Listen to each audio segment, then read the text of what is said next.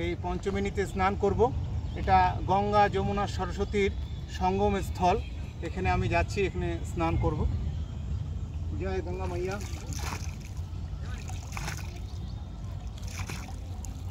গঙ্গা জলেই গঙ্গা পুজো হয় এখানে।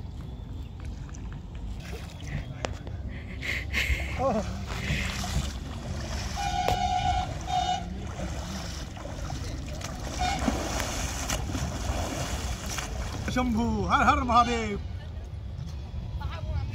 हर हर महादेव। जय गंगा मैया की जय हो। जय गंगा मैया, जय गंगा मैया। तो आज के আপনাদেরকে দেখালাম পঞ্চবেণী। এখানে গঙ্গা যমুনা সরস্বতীর সঙ্গম স্থল। এখানে আমি আজকে স্নান করে আমি মুগ্ধ। আর আপনারাও সময় পেলে আসবেন এখানে। এটা গৌরাঙ্গ সেতুর নিচেই এখানে অবস্থান করছে গঙ্গা যমুনা সরস্বতী। হর হর মহাদেব।